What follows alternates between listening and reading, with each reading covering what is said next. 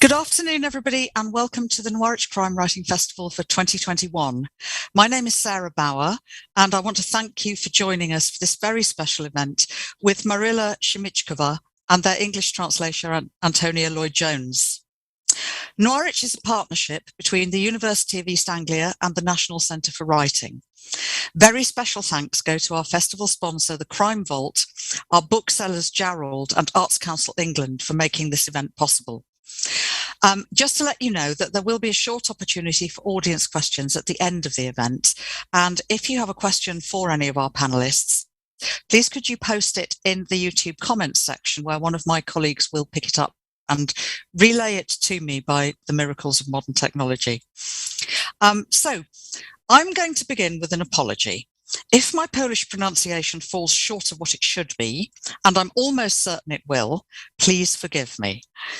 And now I'm delighted to introduce Jacek Dehnel and Piotr Tarczynski, writing as Maryla Szymiczkowa, and their translator, Antonia Lloyd Jones. Jacek Dehnel is a writer, poet, and translator. He's written several novels, including Layla, One World 2018, and Saturn, Daedalus 2012, both translated into English by Antonia. Jacek's partner in Life as in Crime is Piotr Tarczynski, a translator and historian. Olga Tokarczuk, winner of the 2018 Nobel Prize in Literature, described the duo's work as an ingenious marriage of comedy and crime. They're joining us today from Warsaw, so welcome Jacek and Piotr to Norwich. Antonia Lloyd Jones is a prize-winning translator of Polish literature and a mentor for the NCW Emerging Literary Translator Mentorship Programme, and from 2015 to 17 was co-chair of the Translators Association. This is a summary which conveys only a very small fraction of what Antonia has done over many years to promote Polish literature in English translation. Welcome, Antonia. Thank you very much.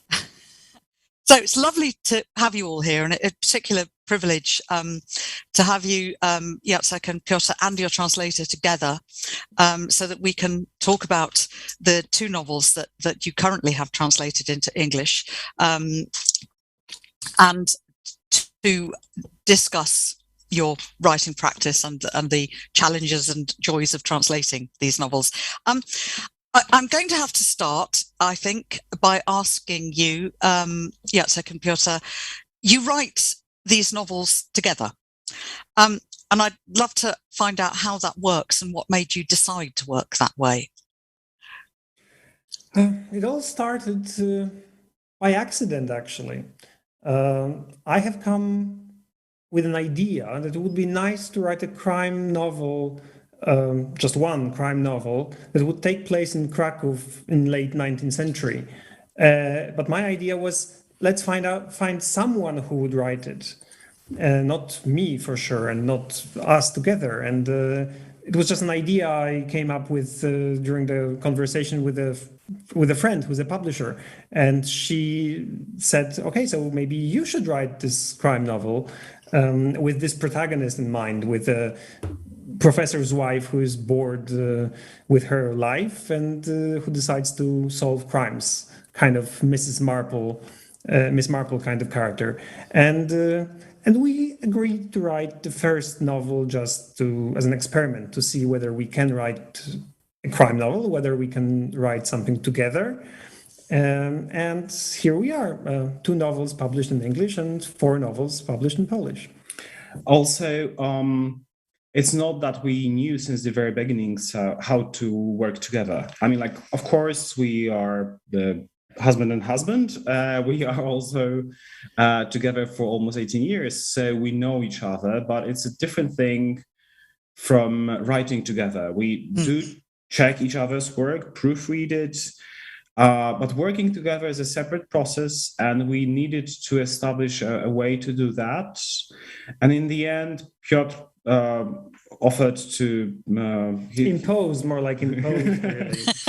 His way of doing that. So first of all, as Piotr is very meticulous, he is the one, and he's a historian, he's the one to start the work on finding a particular moment in time so we could match some interesting things that happened in Krakow in, let's say, 1893 or 1895, and our crime story.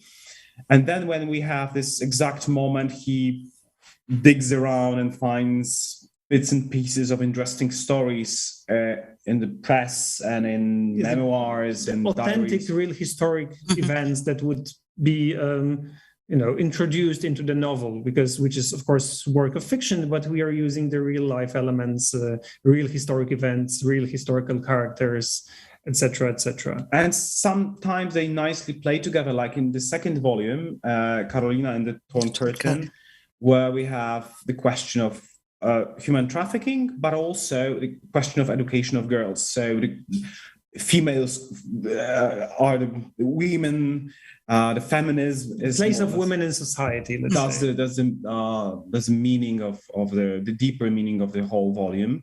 So we try to combine those things, and then when we have our crime idea, we work very closely with the things that happened already, actually in that period.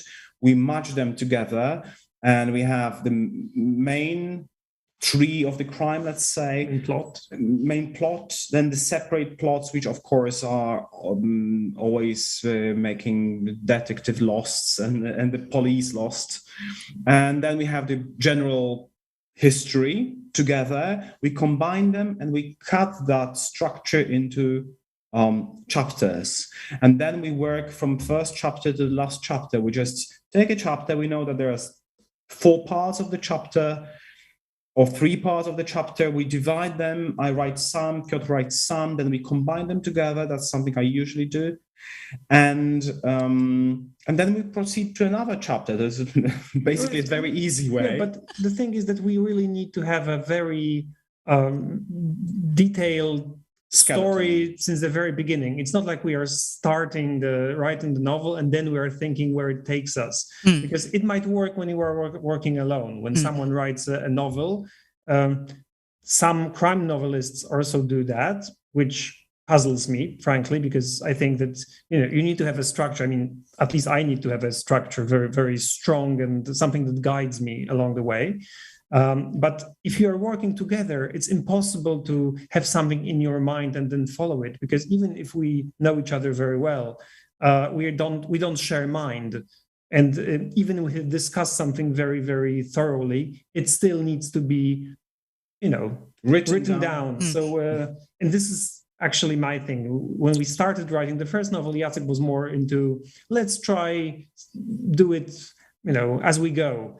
And after first chapter of, I decided it's not for me. I cannot do it that way. And I imposed my idea of how it should look like. And well, it works. So we are following the pattern now. Now it's much easier since we know how to do it.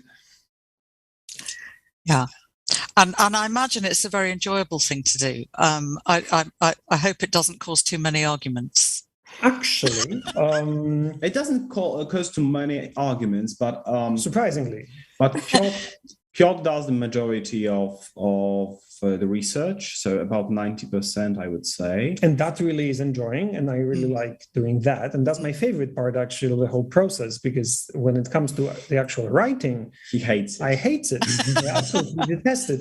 And, I can do it, so and I have to, so I do. But it's not fun, really. No, I like research. I like inventing the plot. I like introducing the characters, but I really don't like writing, the actual process of writing. No. So research is, I would say, 10 to 90. Designing the plot is 50-50, and writing is, I'd say, I write 2/3 of the text and Piotr writes 1/3. But actually, we cannot really recognize the text. I mean, like in the last novel, perhaps I would say that these chapters are mine, or these parts of this particular chapter are mine. When we open our old the first one, or the second book, these which are translated into English, we are just puzzled. I cannot tell the difference between his paragraphs or passages and mine. Also because we pick this artificial language, which is a mixture of 19th century newspapers, novels, diaries. Also, It's a little bit old-fashioned language. Old-fashioned language. It's not the language that Jacek uses in his writing on a regular basis. It's not the language I use, of course. So this is a language of our author. This is the language of Maryla Szymiczkowa. Yeah. That's the only thing that's hers, because she doesn't exist now. A big reveal. But in this way, we can write novels, and people cannot see really the sutures. They cannot see the stitches. And I think, and I hope, and that's the thing. I would say certainly not in the English version. It flows beautifully. I wouldn't be able to say, at some point a different voice took over there, and the voice that you discuss, which hopefully we can go on to talk about a little bit more later on, is very consistent and flows beautifully. So it's clear to me why you would choose to write historical fiction, with one of you being an historian, obviously this enjoyment of research. But I wonder why you specifically decided that you wanted to write historical crime, and what you think that the genre of crime can do that other genres of fiction perhaps can't.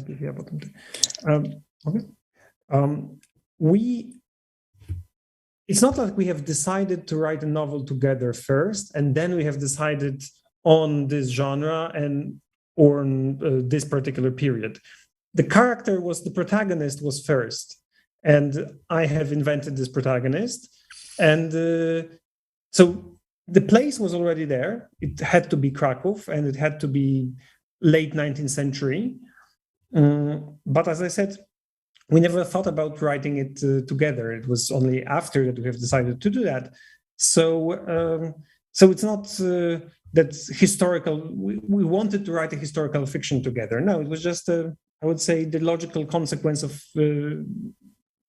inventing this protagonist. Mm-hmm. And that all started with a huge popularity of crime novels in Poland, especially vintage crime novels based in different cities. It all started with Marek Krajewski and his novels about Breslau, or today Wrocław, which used to be German, now is Polish.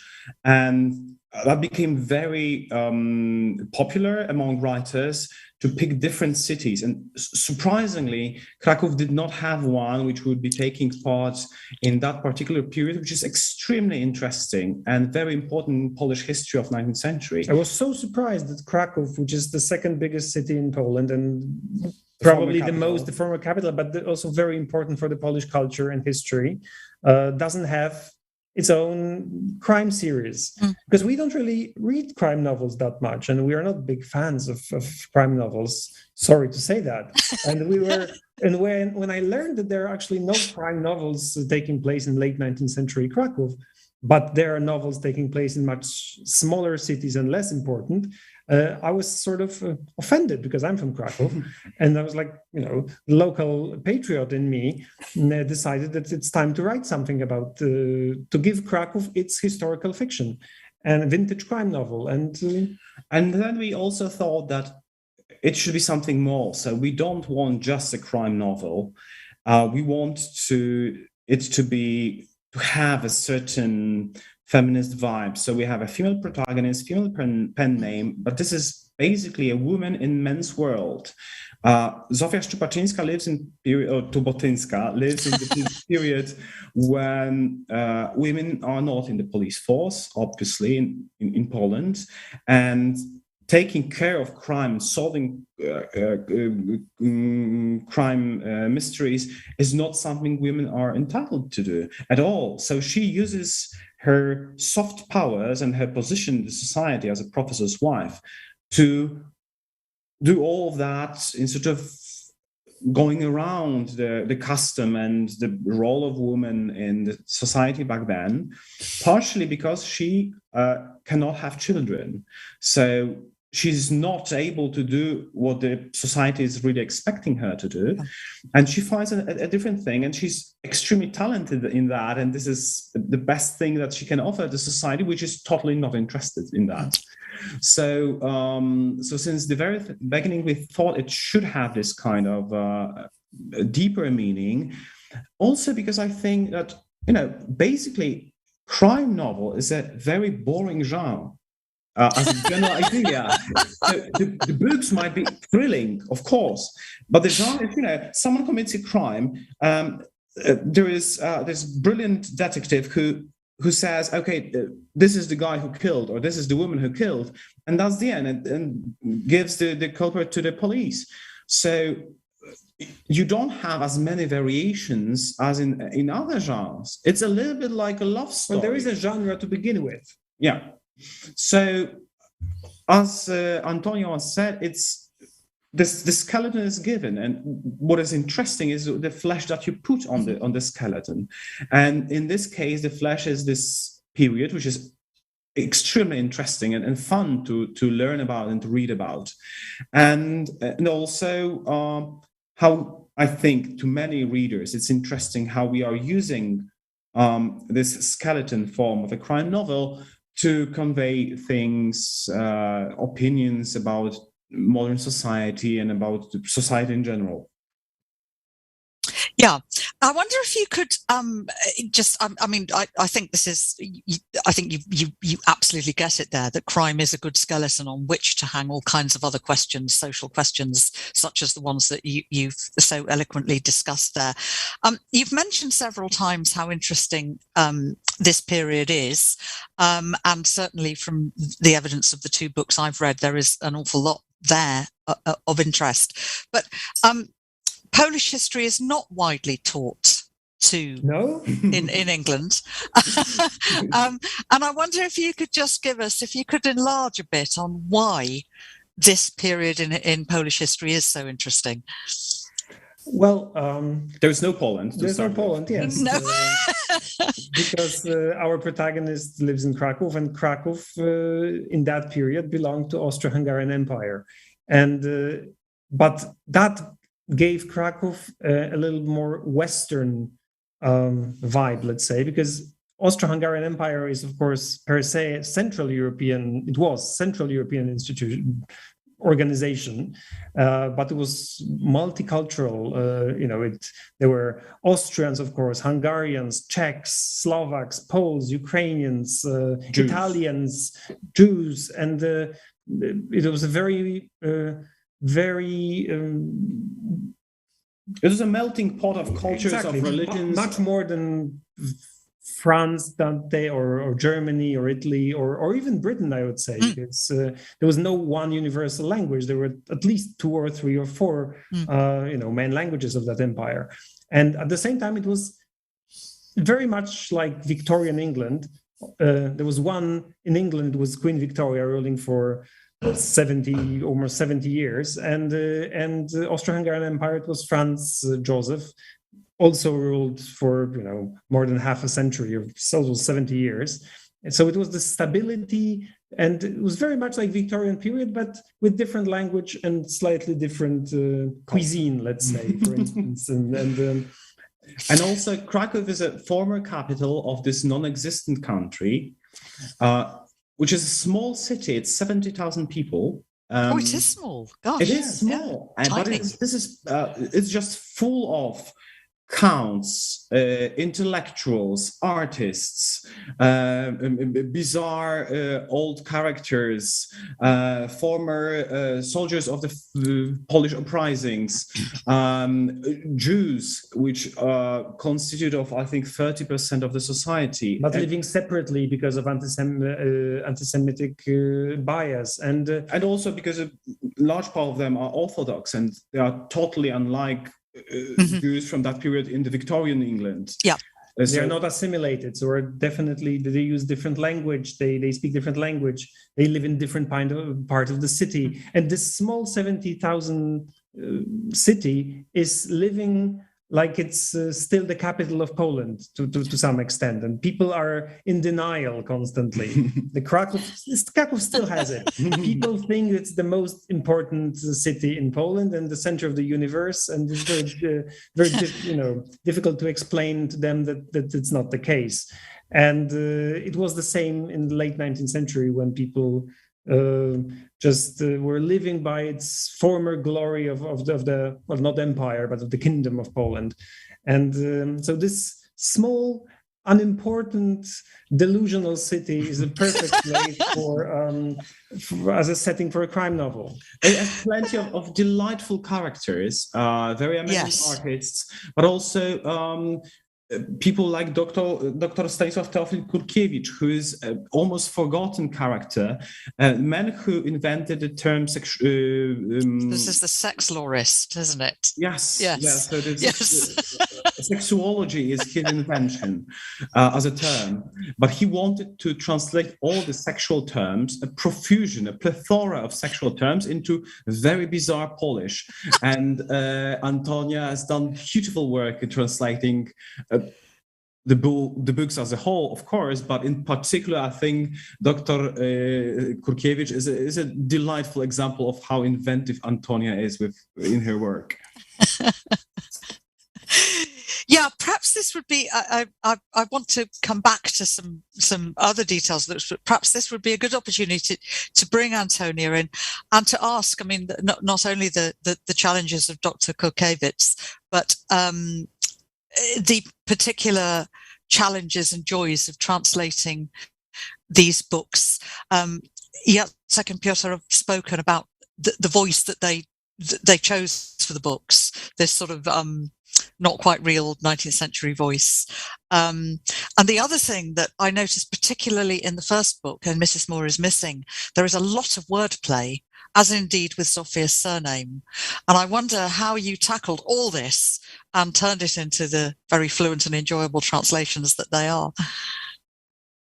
Well, Jacek and Piotr have really done most of the work for me, because they have researched these books so carefully and given them such a very smooth, strong tone. So I love it when an author's really so confident about what they're doing, because all I have to do is spend the first roughly 50 pages figuring it out, and then I can just follow along. But what can be difficult is that there are lots of real characters in these books. There's an awful lot of genuine people who really did exist. And the research is so meticulous that they very often, what they say is taken straight out of things they wrote. There are great big quotes out of people like Tarczynski, the socialist leader, and Kurkiewicz, for instance. And those things can be very challenging. There's a chunk which is out of some peculiar, Jacek and Piotr will tell us what this is, but there's a manual written in that period about, I don't know if it's a psychology book, it's a sort of home psychology book, but there's a great piece that Ignacy reads out about how men respond to the odor of a virgin or something like that. I mean, it sounds absolutely ludicrous. Yes, I remember that. And it very was very strange. difficult to translate because, I mean, it's just utter nonsense, but they didn't make it up. That's the weirdest sounding things are not the invention of the authors. So with Kurkiewicz, for instance, the sex lawist, the difficulty there was that this pioneer of sexology in Poland had this insistence on using language for his new science that would all be based on Slavonic roots. So he refused to use words that were coming through from Latin and Greek roots. And it sounds very, very peculiar when it's purely Slavic to describe something that's essentially scientific. And I spent ages wrestling with to what extent I could use purely Anglo-Saxon English words to translate this. And it was fascinating because I found out something I didn't really know about before, but that in Victorian times, there was a whole movement in Britain to unpollute English and to encourage the use of Anglo-Saxon and kind of Teutonic English rather than lots of Latin words. And I suspect that they didn't have that in the United States, which maybe explains some of the modern differences between American usage and British usage. And it also partly explains why we have such a wonderfully rich vocabulary in English, which is, of course, a great asset to a translator. And then, that's why I made him I invented sex law, Lore, because I mean, sex, you can't get away from the classical roots there, but law, I thought, was a nice kind of way of making it sound a bit ridiculous. But then the names, you asked about wordplay, and yes, Jacek mentioned that the heroine is actually called Szczupaczyńska in Polish. And it's one of the difficulties as somebody trying to promote Polish literature in English is that people find the names very off-putting, because, I mean, they look like road accidents. And Szczupaczyńska's got 3 Z's in it for starters. Okay, that's a challenge. People go dyslexic at the sight. I mean, I live with a Welsh name, and that's bad enough, but people can't cope with that. So let alone, I don't know, can't imagine what it's like having a Polish name in a British context or an English language context. But I know it's one of the problems that puts some people off, and they don't remember the authors' names, etc. And some people, I think, probably a little bit over exercised about this. But I thought her name, Szczupaczyńska, Szczupak is a pike. So it needed to sound fishy. Yes. And also, it's quite funny. I mean, it sounds funny in Polish, doesn't it? It's not exactly... Yeah. It's a very rare name, actually, and we picked it for that reason. It's not a usual name, and it sounds very old-fashioned and quite funny. We picked it at the cemetery in Lviv, so yeah. Oh, yes. So you see, they used the real name. And at the beginning of the 3rd book, it starts with her cutting up a pike. So there's also a lot of jokes around the cutting off its head and all of this. But then it turns out it's an actual fish. It's not her husband or something like that. So I thought, okay, she needs a fishy name, but she needs something that the English language reader can cope with, but she also needs a Polish sounding name. It's got to be an actual Polish name. So I spent ages going through lists of names, and Piotr was saying, well, herring exists in both languages. I said, well, herring's a bit feeble. And then a pike is a pretty savage beast. It's got great big teeth, and it's not a fish you mess with. So I thought it's also got to be a fish with a bit of impact. So eventually I made up this name, which does not exist and is not on any gravestone, at least that I haven't been to the right cemetery. But I came up with Torbotyńska. And yes, I know, a turbot is a flat fish with a tiny little mouth, and it's not remotely aggressive, but it has turbo, which I thought gave her that extra bit of power while also sounding rather silly. So that explains that. Yes, I think it's a great choice, and I'm really glad that you've now explained to me the meaning of her original name, because I was going to ask if it was another sort of fish, which obviously I didn't know. But I think it works well in English. It may be only me personally, but there is something intrinsically funny about the word turbot to me. I don't know why, but there is. So I think it was a great choice. Yeah. There's something sort of Monty Python about it. So yeah, I think there is. They've probably got some scene with people slapping each other with a wet turbot or something. Yes, probably. Yeah, you could. I'm sure you could do that. But it's you said the books have been translated into French, I think, as well. When we were chatting, they will be. They will be next year. You don't know yet what kind of a fish she might turn into in France. I'm very interested. Actually, we don't know French, but with this particular thing, we'll definitely want to learn how the translator. We'll cope with that. Yes. Yeah, it'd be very interesting to see how that happens. If we go back to, you mentioned earlier in passing Miss Marple, Agatha Christie's Miss Marple, and I saw very clear parallels between Sophia and Miss Marple, because they are both women who, for one reason or another, are very bright but are not doing as much with their lives as perhaps they might have done. But they're also, I think more importantly, they're very solidly embedded in a particular kind of a closed society, and they thrive on the gossip that's generated by that society. And that is what gets them into their crime-solving situations. And also, of course, they're both very, very bright women who are always outperforming the police who are brought in to investigate the crimes that they become involved in. And I wonder if you feel that your writing, or these books in particular, sit within the canon of the English language golden age of crime, which I think is, I could be wrong, but I think is very much an English language phenomenon. But I might be being unnecessarily you're absolutely right. Anglo-centric there. No, it was definitely our inspiration, and Miss Marple was one of two main inspirations for the character. The other one is a character from Polish literature you wouldn't know, and it's not that important now. Although it is translated, I think. Well, yeah, but it's a late 19th century character, but definitely a woman who is also very intelligent, but very snoopy, sneaky, and stingy, and yes. And gossip is her weapon. Although this Polish character, the Polish inspiration, is much more sinister and a very unpleasant character, and our protagonist was supposed to be a mixture of Miss Marple and that character, but much more unpleasant.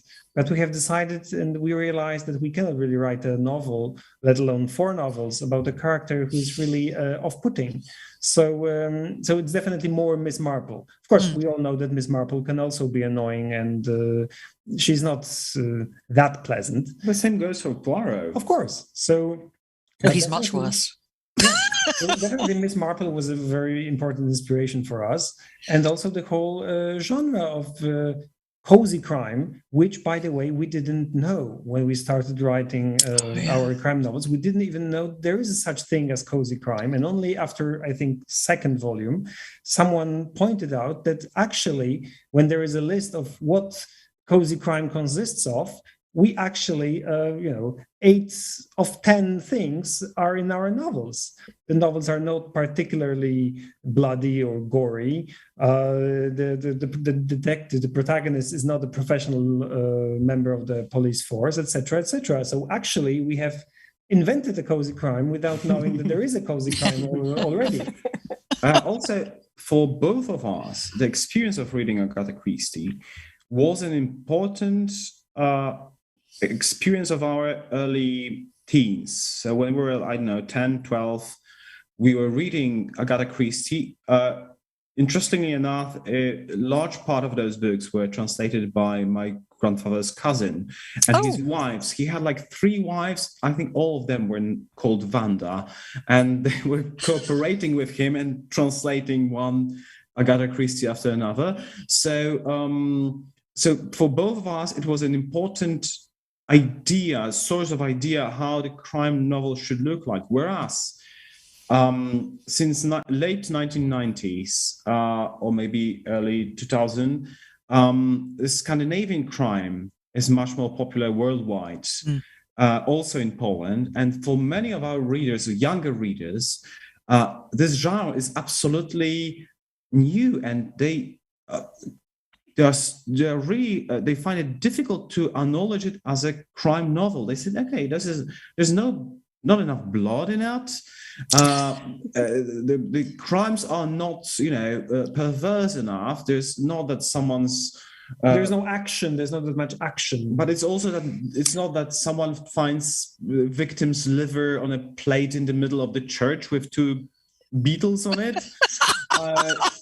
So where's beautiful the real encapsulation of the Scandi crime? They say, well, where's the crime here? And they are totally unaware of the fact that this is not how crime novels look like for decades.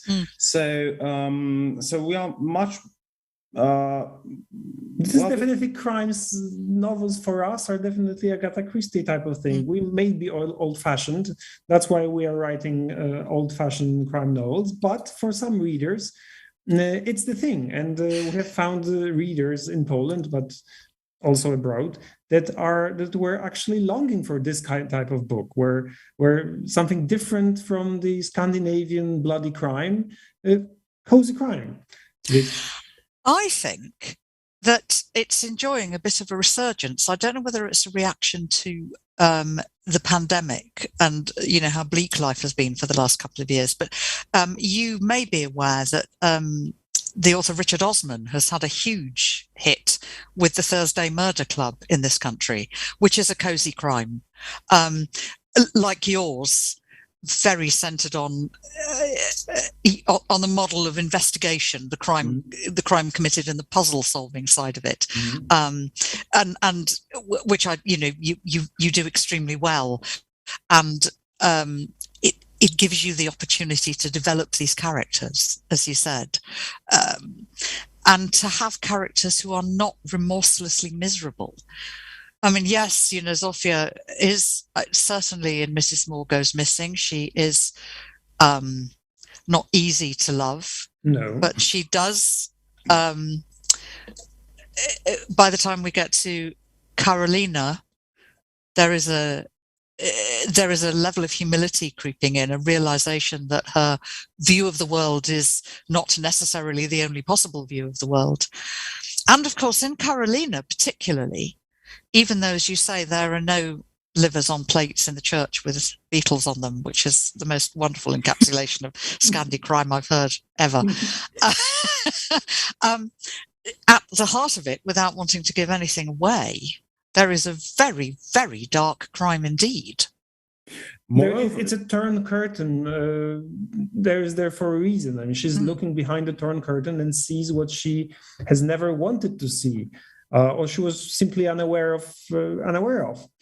Also, to spice it up a little bit, this is actually a true crime from 1930s. So the main plot, of course, is more complex, but the very crime that we won't be talking about. Feeling now. Read the book, folks. Read the book. It is sadly a true crime story from 1930s. This is the one we're talking about. Yes. And yet it's still kind of cozy, I think. Although the second volume is probably the darkest of all four. Definitely. Is it? Yeah. Yes, because the first one is the most cozy, is the coziest. And we started with Zofia placed in this capsule of her bubble of her life, a comfortable life of a bourgeois woman, professor's wife, and she really has absolutely no idea of what's going on around her. I mean, she doesn't know, not let alone other parts of Galicia, other parts of Austro-Hungarian Empire, but even Krakow is a place she absolutely has no idea of. I mean, she thinks everybody lives as she does. And we have to teach her a lesson. We had to teach her a lesson, and we did. And we are trying to teach her new things, which each volume she's learning about the world, about the complexities, about the problems, about the social structure, about how things are not as rigid and set in stone as she perceives them to be. And it's a difficult lesson for her, but with her, readers can also learn a thing or two. Yes, I think she endears herself that way. I want to leave some time for questions. We've got a few coming through, but I did just want to dwell on something which personally I found fabulous, particularly fabulous in these books, and also to bring Antonia into the conversation here. There is you've mentioned this in passing, but you do dwell in loving detail on Zofia's fashions, but also on the meals that are prepared and served. And of course, Zofia's cook is also a very prominent character, and hopefully she's increasingly a genuine so. Character, actually. Is she? Yes, actually, she is. The only thing we know about her from the old Austrian registers is her date of birth, her place of birth, and that she could write and read. And of course, in the first volume, we learned that she used to be a cook of Zofia's cousin, and rival. And this cousin and rival is also a real character. This is my great grandmother. But from the Austrian registrars, I found out that my great grandmother had this cook named Franciszka. And then the next registrar, 10 years later, she's not there. She disappears. So we decided to use her use this Franciszka as our Zofia's Watson. And she is another fabulous character, and I'm very glad that she didn't go the way of the housemaids. The turnover of housemaids is mind-boggling. But she will stay until the very end. Excellent. I'm very, very glad to hear it. What I was going to ask you, Antonia, was when you were translating these meals in all the great and loving detail in which they are, did you have to make any adaptations for the English palate, or did you just leave everything as it is?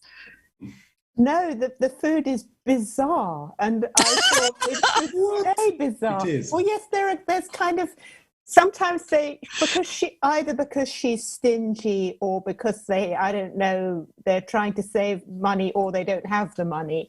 They have, what is it? There's some slices of beetroot pretending to be venison or something. There's some kind of ridiculous foods that are masquerading as others, and then every now and then, especially in as the books go on, Zofia sometimes she doesn't want Ignacy, her husband, to know about her detective work, and one of the ways of distracting him and getting her off her back is to cook him his favorite meal, or somehow feed him so that he won't start prying into what she's doing. So some of these meals get more elaborate. And then sometimes she'll use a meal. There's a great scene in Mrs. Mohr Goes Missing where she invites a rather sort of motley crew to dinner, purely and questions somebody about the toxicologist, about poison.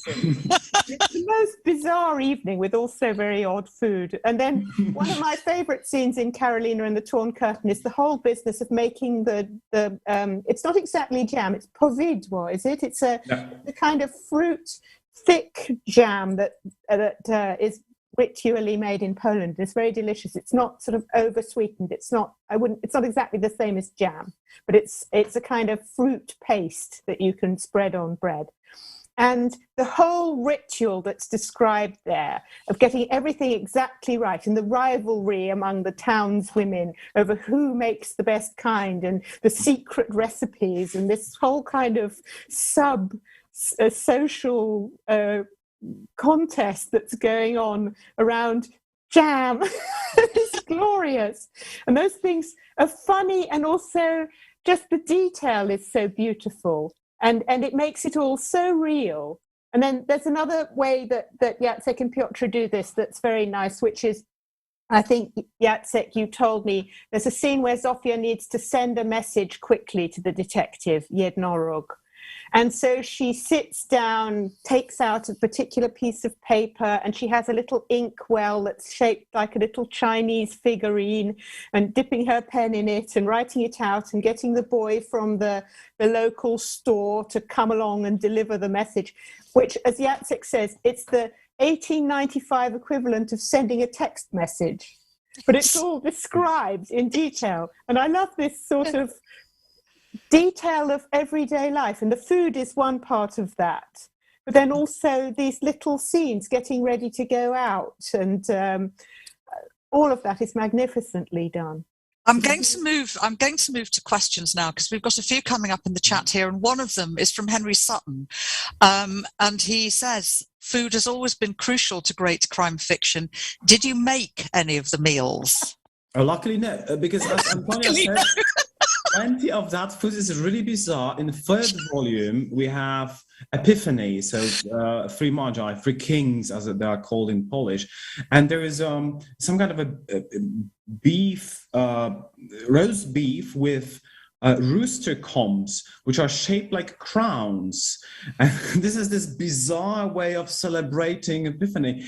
And some of those things are actually hideous when you think about them, and they're really disgusting. Yes. So we are just scouting old cookbooks to find bizarre recipes. And sometimes readers say, "Oh, it was not possible for her to eat this fresh cucumber salad in November," and I say, actually, there is a recipe to make it last 4 months. Yeah. And I sent a scan. Yes, from the cookbook. We do our research also in that department. Yeah. Yeah, but you haven't sat down to eat any of these yourselves yet. No. Also, I don't cook, so there are limits to our commitment. I think we should hold a special dinner at which we serve some of these, and then unfortunately it may end up being a new crime if we do. Well, don't reproduce the dodgy mushrooms from Mrs. the Dinner Party and Mrs. Mohr. So I have a couple of other questions here. Gigi asks, I adored the setting. Was the historical preface in the English edition only for the English edition? Yes, this is one of great pleasures of having Antonia as our translator, because she really thinks about the readers in different culture, and not only in different language, but also in different language, different culture, different educational system, etc., etc. So thanks go to her. Well, you wrote that introduction because the publisher did ask for that. In fact, the publisher said that perhaps we needed a bit of context here, and that it would help to explain some background. Yeah. And I mean, I sometimes do that as a translator if I'm translating a book where I feel that the Polish reader would know absolutely where they are immediately, but the English language reader doesn't have that automatic knowledge. So that was commissioned, yes. Yeah, I think it is very useful because, as I said before, it's not part of history that we're really familiar with at all, and it clearly anything to do with the Austro-Hungarian Empire is fiendishly complicated. So I've had two questioners who have asked about, and we have talked about this to some extent, but the way in which you blend the real and the fictionalized. And I think maybe if I could sort of characterize this by saying, how do you balance them? And how faithful do you feel obliged to stay to historical truth when you do use historical figures? I noticed you said that Francisca you brought back because she disappeared from history, so you felt free to develop her as you wanted. But with other characters, you have, say, directly quoted them and that kind of thing. So I wonder how you strike the balance there. We had one quarrel on that in the early stages of writing the first volume. We had to move the plot a week ahead, I think. A week ahead, I think. And I already wrote this passage when Zofia is going through this very sunny day in Krakow, and I did that because we actually checked the weather in the newspaper, and then the next week it was really rainy and very unpleasant weather, and I said, well, we have to rewrite the whole passage. And Piotr said, well, nobody is going to, I mean, we checked that, but nobody is going to check the weather on October the 15th. Yes, and we will have a great anecdote to tell that at the very beginning, we really thought that we would be that meticulous, but no, we don't really need to be faithful to the actual weather in 1893. But we are faithful when it comes to history, which means of course, the very important Polish painter whom we know, dates of when he died, etc., and what he did, he cannot be a killer, for instance, and because this is not what happened. What we can do, we can be creative with those things that are unknown or blurred, etc., etc. But we are generally trying to stay faithful to history. Also because it's very interesting, and also because someone would, point out that we made a mistake here and there. But also, it's fun to actually use real historical events. It's too good not to use it in many cases. Sure. Piotr went to archives in Krakow to check particular details about life of prostitutes in Krakow in the 19th century, looking for a particular document. And they said, oh yeah, we have a whole bunch of documents about There's a whole folder, yeah. There's a whole folder. They gave it to him. And that's how he discovered Leon Brand, who is a very bizarre character. And that's all based on his letters. The whole story about Leon Brand and his brothel, this job of yes, the very poor character who's complaining about his miseries and how he's being persecuted by the Austrian government and the church and whomever, is a true story, actually, taken from the folder about prostitution in early 20th century Krakow. And this is something we altered. We moved him 10 years before because we knew that we are not going to make another volume about prostitution in 10 years' time of Zofia's life.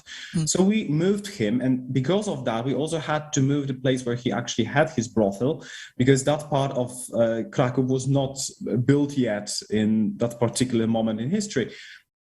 But these are just details, we just try to preserve as much as possible because it's fun. And I think it's also a reason why you, as a reader, want to choose vintage crime, not modern crime. You want to learn about, things that actually happened, and people who are different than we are together. They dressed differently. They thought about different things. They had different customs. They had a different lifestyle. And you have to take all of that under consideration. It's not that you are taking people from 2020 and put them in just crinolines and frock coats. No, those are different people with different attitudes, different point of view, different knowledge of the world, and that has to be reflected in the prose. Yes, this is very often the problem I see with vintage crime novels, that people don't think about that aspect. They are just, they think it's all about the costume, not about mentality. And it's very easy to write a vintage crime novel. They just have to wear frock coats, as Jacek said. That's not the case. Also, the costume changes your mentality. If you go around in a crinoline, you go around in a different way. Yeah, I'm quite certain that if you're corseted, like Zofia would have been, it would quite significantly affect the way you look at life. It must have been terribly uncomfortable. Exactly. Allegedly, it's quite comfortable, but it definitely changes. Allegedly, it is, but it does change the way you behave, the way you move, the way you eat, etc. Yeah. Yes, and yet we still have these extraordinary meals that she sits through, and apparently, manages to get away without indigestion. I've got a question here from Anna for Antonia. I think I'll just read this verbatim because it's quite complex, Antonia. How far do you think a translator may add explanations, explicate, or modify a literary text in order to make it more accessible to readers in the target language? Yes, tell us, Antonia. What have you done with it? Yes. Well, to the absolute minimum. Sometimes you need to add a sort of invisible gloss, and you just wind something into the text as long as it flows and doesn't interrupt or sound too obviously added. I don't believe in footnotes in literature. I think that they just put you off and make you think you're reading something academic instead of a novel. I keep it to the minimum. I also reckon on my reader having some intelligence and access to Wikipedia and all the things that people have nowadays. If they really wonder about something, they can look it up. So I'm not going to be kind of spoon feeding them and cluttering a beautiful piece of writing up with a lot of explanation. But you see, this is where, and I've had panel talks about this before now, there's some value in adding a preface, for instance. And I think we were asked with the second book, we added a character list here because that would make life a bit easier for the reader to find their way around. And this actually says who are the historical characters here. They're listed separately. So in a way, that's like providing an explanation in that people can then go and look those people up if they wish. But it's really how you really have to gauge how much information does your reader need? How much do they need to know? And they may not need a massive amount in order to enjoy a book and read it. And particularly with crime, you just don't want them to bump into something or trip over something. You have to keep them in that world, that imaginary world of the book. So you don't want to turn it into a kind of history lesson You want it to keep that entertainment value. So yeah, just as much as you need, if not less than you need. Yes, the primary thing, it was occurring to me actually while you were talking that I wonder also, maybe, I don't know what you think about this, Jacek and Piotr, but one of the attractions of writing crime is that because there is a sort of standard format, perhaps it translates across languages and cultures more smoothly than some other novels which are very specifically grounded in very specific elements of cultural imagination, perhaps. I don't know. I'm rambling here. Am I talking any sense at all? I think it very much depends on particular book. For instance, even in our books, we were discussing that very closely with Antonia. In the first volume, there is this scene of a very important ritual of national funeral. So they are burying a very important artist, a very symbolic figure, which was a great ceremony in Krakow, and plenty of people attended. And a little bit before, like 2 years before, they buried another very famous romantic poet whose body was brought from France from immigration. There was a thing in Krakow. People loved huge funerals. Really, that was the main event, the main entertainment there was, really. And we quite extensively used texts from 9th century because they are extremely funny for the Polish reader. So when you translate that, it's not that funny anymore. So Antonia made some radical cuts to it, but we fully understood that. And this is, I think, an important thing that we can also say as translators. You can take much more liberty if your author is alive. And if you can consult. Yes. We work together and we discuss these things. And sometimes I have suggested, in that case, for instance, I just thought there was a little bit too much detail that would slow things up.